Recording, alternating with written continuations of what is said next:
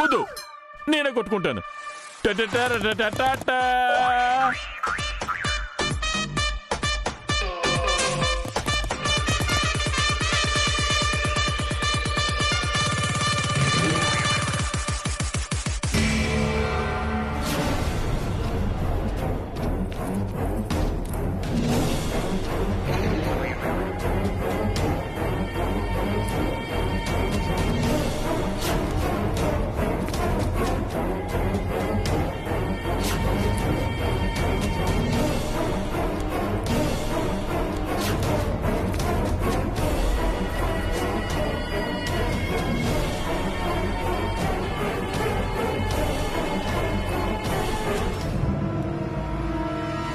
మీకు అసలు బుద్ధి ఉందా? మీరంతా సూపర్ ఉమెన్స్ అనుకుంటున్నారా? ఆ రౌడీల మీదకే ఫైటింగ్కి వెళ్తారా? ఆ టైంకి నేను మీరంతా కారులో వెళ్తుండడం చూశాను కాబట్టి సరిపోయింది. నేను రాకపోయింటే మీ పరిస్థితి ఏమైండది? కాస్తైనా ఆలోచించారా? వాళ్ళు అఖిల్ని కొట్టారనేసరికి కోపం వచ్చింది, అందుకే పోయాము.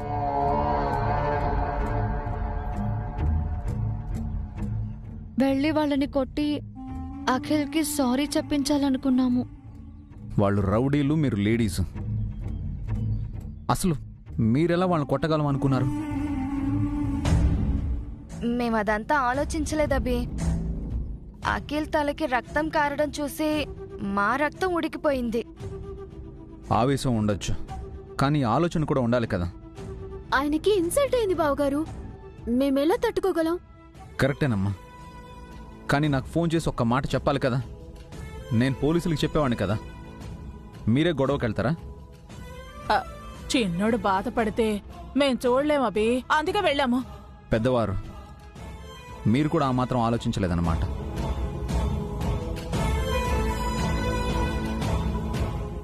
ఏంటన్నయ్య, వీళ్ళు ఆవేశపడితే మీరైనా ఆపాలి కదా. వీళ్ళతో పాటు మీరు వెళ్తారా? చిన్నప్పటి నుంచి నువ్వు నేను అఖిల్పై చేయి చేసుకోలేదు అభి. అలాంటిది బయటోడెవడు అఖిల్ని కొట్టాడనేసరికి కోపం వచ్చింది.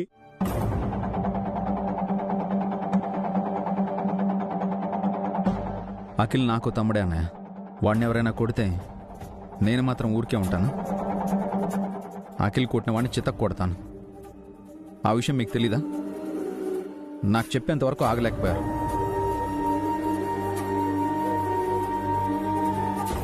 మీకేమైనా జరుగుంటే, వాళ్ళు మిమ్మల్ని ఏమైనా చేసుంటే? వాళ్ళు మమ్మల్ని ఏం చేస్తారబి? నా మరిది మీద వాడు చేయి చేసుకున్నాడు. వాడి చెంప పగలగొట్టి సారీ చెప్పించాలి. నేను అంతవరకే ఆలోచించానండి. రౌడీలను కొట్టాలంటే నేను ఉన్నాను కదా, మీరెందుకు వెళ్ళడం? వాడు అఖిల్ని కొడితే మమ్మల్ని కొట్టినట్టే అభి.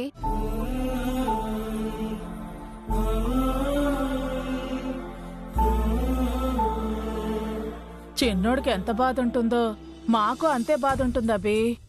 అఖిల్ బాధపడితే నేను చూడలేను బాబుగారు. ఈ ఇంట్లో ఎవరికేం జరిగినా నేను భరించలేనమ్మా. ఏ పని చేయడానికన్నా ఓ పద్ధతి ఉంటుంది.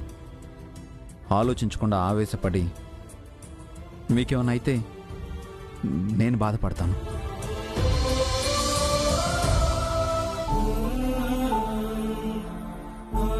అయినా బయట జరిగిన గొడవ అన్నయ్య వదినలకు చెప్పిన వాడివి నాకెందుకు చెప్పలేదు? సారీ అన్నయ్య, నేను ఎవరికీ చెప్పాలనుకోలేదు. ఆఖరికి మీకు కూడా. అంటే వాడి చేతిలో తన్నులు తిని వాడిని ఏం చేయకుండా అలాగే వదిలేయాలంటావా? నేనున్నది ఎందుకు?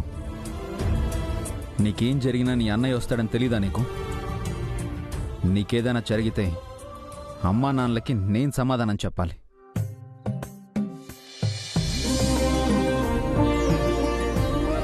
నువ్వు తప్పు చేస్తే నిన్ను దండించే నేనే.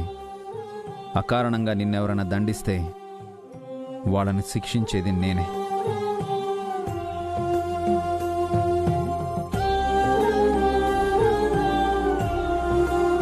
ఇంకెప్పుడు ఇలా చేయకండి.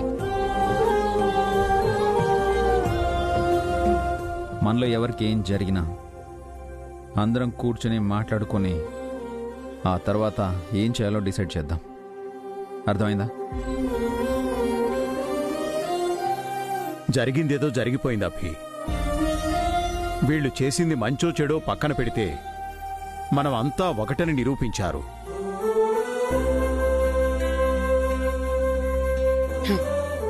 అవును, ఈ ఇంట్లో ఎవరికి ఏం జరిగినా అందరూ స్పందిస్తారని నాకిప్పుడు అర్థమైంది. మీ అందరి ఐకమత్యం చూస్తుంటే నాకు చాలా సంతోషంగా ఉంది. ఉమ్మడి కుటుంబంలో అందరం కలిసే ఉండాలి కదమ్మా. అలాగే అందరం కలిసే ఏదైనా నిర్ణయం తీసుకోవాలి. ఇంట్లో ఎవరికి ఏం జరిగినా అందరం బాధపడతాం కదా. ఆ పరిస్థితి రాకూడదా అంటే ఎవరు ఏది దాచుకోకూడదు, అందరితో పంచుకోవాలి. అప్పుడే ఏ సమస్యలు రావు. నేను చెప్పాలనుకున్నది ఇదే. నిజం చెప్పావు అభి. అందరం ఒక్క మాట మీద ఉంటే ఏ సమస్య రాదు. ఎవరికి వారు సొంత నిర్ణయాలు తీసుకోకుండా అందరితో కలిసి అభిప్రాయాలు పంచుకోవాలి. ఇప్పటి వరకు మన కుటుంబంలో అలాగే జరుగుతూ వస్తోంది. అందరం ఒక్క తాటి మీదే ఉన్నాం. ఎవరికి వాళ్ళు అందరి క్షేమం కోరుకుంటున్నారు. ఏం జరిగినా స్పందిస్తున్నారు. మీ అందరూ ఎప్పటికీ ఇలాగే ఉండాలి. తప్పకుండా అత్తయ్య. మనల్ని ఎవ్వరూ వేరు చేయలేరు. విడదీయాలన్న ఆలోచన కూడా ఎవ్వరూ చెయ్యరత్తయ్యా. ఒకవేళ ఎవరైనా వచ్చినా అది నెరవేరదు.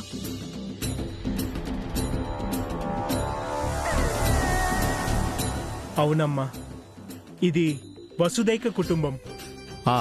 నిజంగా ఇది వసుదైక కుటుంబం.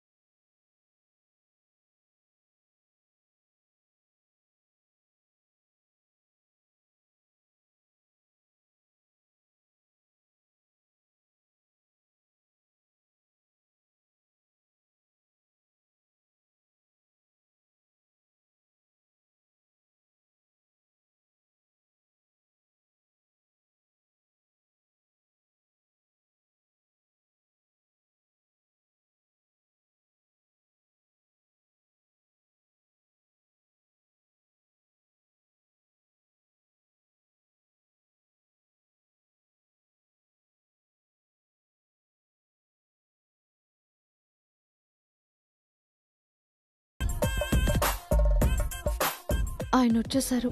ఇక తిట్లు స్టార్ట్ చేస్తారేమో. నేను మాట్లాడకూడదని చెవుల్లో కాటన్ పెట్టుకున్నారనుకుంటారేమో. ఏదో ఒకటి మాట్లాడాలి. ఏవండి, ఏమైనా కావాలా అండి? ఏమొద్దండి. ఏమన్నారో ఏమో, ఏం వినపడలేదే. మామూలుగా ఈ టైంలో కాఫీ తాగుతారు. కాఫీ అడిగారేమో. సరేనండి, మీకు స్ట్రాంగ్ కాఫీ తీసుకొస్తాను. అరే, ఏమొద్దని చెప్పాను కదండి.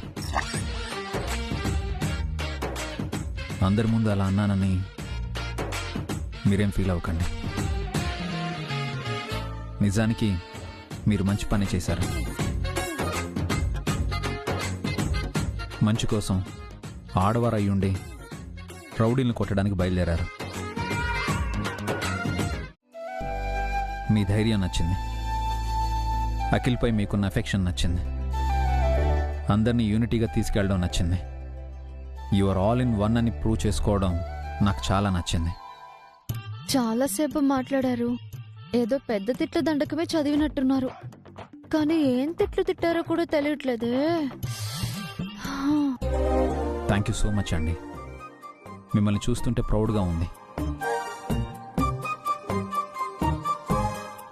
ఎవ్రీడే ఏదో ఒక కొత్త పని చేస్తూ నన్ను సర్ప్రైజ్ చేస్తున్నారు వసు గారు. నా ఎక్స్పెక్టేషన్స్కి మీరు అందడం లేదు. I'm so proud of you. Thank you. ఇది ఇంకో తిట్ల దండకంలా ఉందే.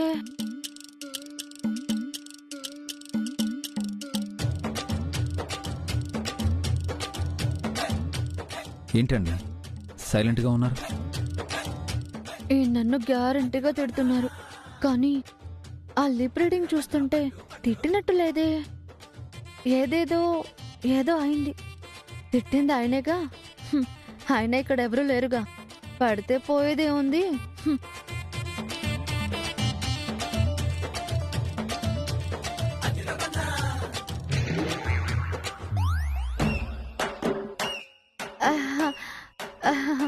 ఏంటండి ఏదో అంటున్నారు?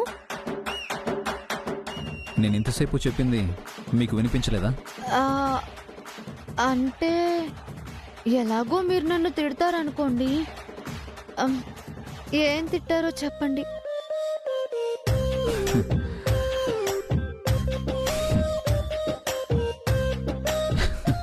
నేను మిమ్మల్ని తిట్టడం ఏంటండి? పొగిడాను. హా? పొగిడారా? అంటే మీరేం వినలేదా? వినిపించుకోకూడదని చెవుల్లో కాటన్ పెట్టుకున్నానండి.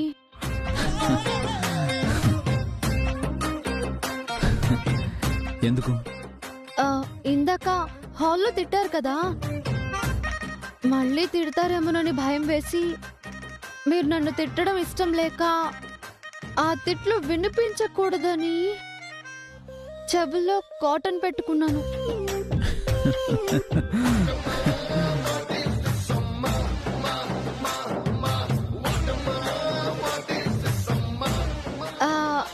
అంటే ఇప్పటి వరకు మీరు నన్ను తిట్టలేదన్నమాట, పగిడారన్నమాట. ఏది మళ్ళీ పగడండి. పొగడ్ను. అదేంటి? ఇందాక పొగడారు కదా. అందుకే మళ్ళీ పొగడ్ను. అప్పుడు నేను వినలేదు. అది మీ ప్రాబ్లం. ఇప్పుడు వినాలని ఉంది, పొగడండి. నేనేదైనా ఒక్కసారి చెప్తాను. మళ్ళీ ఒకసారి పొగిడితే మీ సొమ్మే వినపోతుందా? నా వాయిస్ పోతుంది.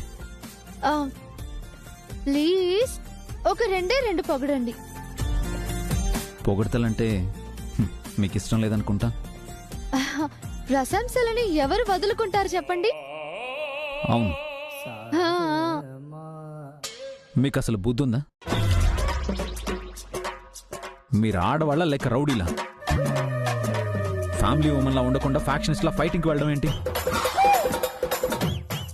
బయటికి వెళ్ళి ధర్నాలు చేయాలనుకుంటున్నారా? పోలీసులతో కేసు ఓపెన్ చేయించుకోవాలనుందా? పోలీస్ స్టేషన్ల చుట్టూ, కోర్టుల చుట్టూ తిరిగి జైలు శిక్ష అనుభవించాలి అనుకుంటున్నారా? పొగుడతారనుకుంటే తిడుతున్నారేంటండి? ఇందాక మీరు ఇలా మాట్లాడలేదు కదా, నిజం చెప్పండి.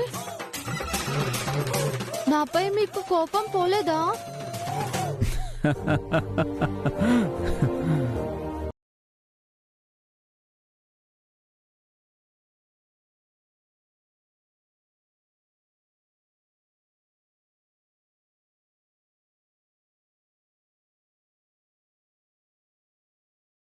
గారు,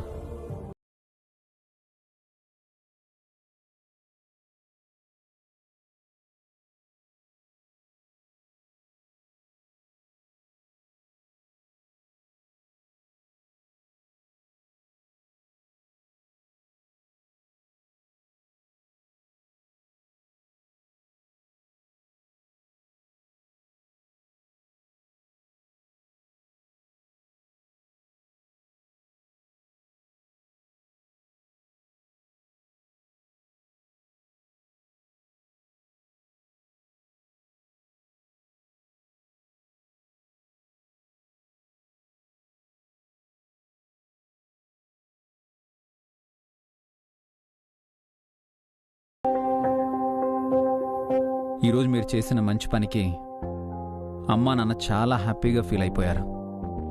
ఈ ఫ్యామిలీ ఎప్పటికీ ఒకటిగా కలిసి ఉంటుందన్న నమ్మకం వాళ్ళ కళ్ళల్లో కనిపించింది.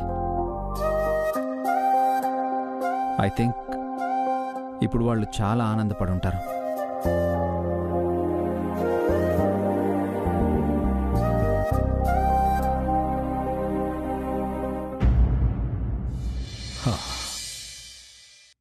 చాలా ఆనందంగా ఉంది జయంతి.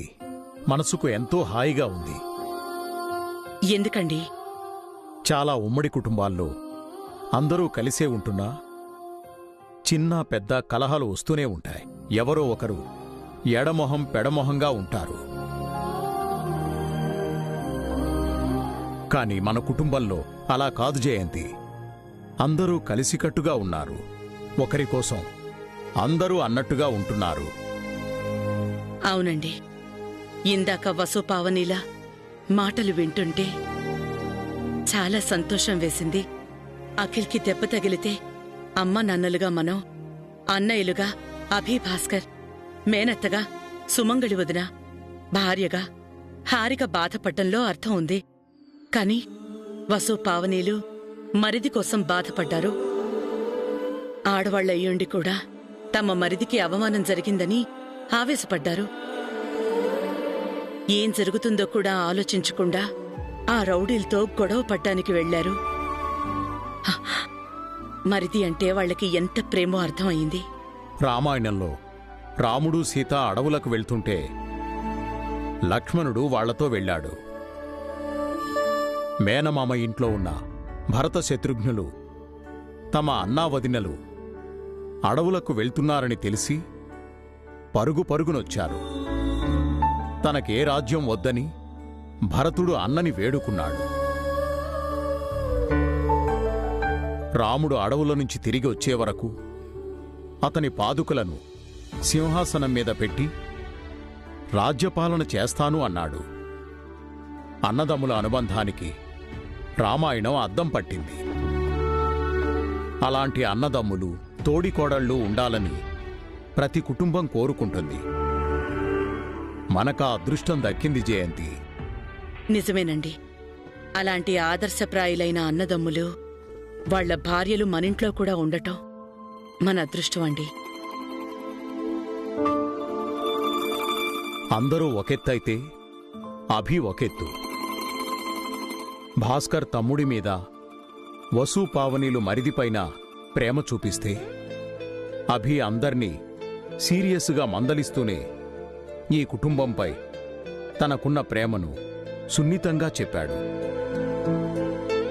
అందరి తరఫున తను బాధ్యతలు తీసుకొని ఎవరికేం జరిగినా మనకు తను సమాధానం చెప్పాలి అన్నాడు. ఈ కుటుంబానికి అభి రాముడైతే వసు సీతమ్మ. అవునండి, అభికి ఈ కుటుంబం అంటే ఎంత ప్రేముందో అంత బాధ్యత కూడా ఉంది. ఎవ్వరి మీద ఈగని కూడా వాలనివ్వడు. అభికి తగ్గ భార్య వసు. తనలో ఏదో శక్తి ఉందండి. పావని మన ఇంటికొచ్చినప్పుడు తనంత గొప్ప కోడలు మరొకరు ఉండరు అనుకున్నా. వసు వచ్చి తన అక్కనే మించిపోయింది. పావని, వసు లాంటి కోడళ్లు దొరకడం మనం ఏ జన్మలోనూ చేసుకున్న పుణ్యం. ఈ కుటుంబం ఎప్పటికీ ఇలాగే కలిసిమెలిసి ఉండాలండి. అనుబంధంతో, అన్యోన్యతతో ఉండాలి. ఏ ఒక్కరి వల్ల కూడా ఈ కుటుంబం విడిపోకూడదండి. ఆ పరిస్థితి ఎప్పటికీ రాదు జయంతి. నాకా నమ్మకం ఉంది. ఈ ఇంటి గోడలు, మొక్కలు కూడా మనల్ని విడిచి వెళ్తాయని వసు ఈ ఇంటిని కాపాడి నిరూపించింది. మన కొడుకుల్లాంటి కొడుకులు, మన కోడళ్లాంటి కోడళ్ళు ప్రతి ఇంట్లో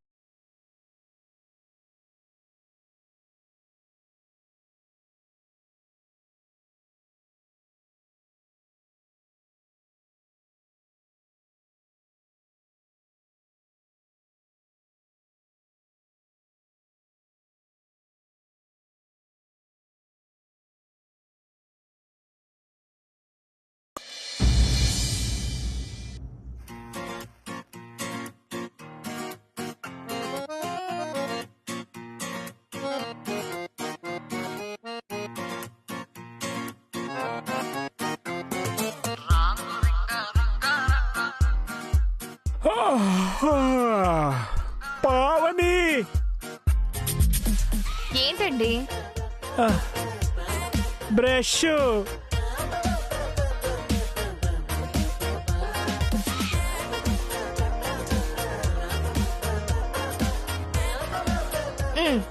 మార్నింగ్. Good morning. త్వరగా లేచి బ్రష్ చేయండి. పేస్టు.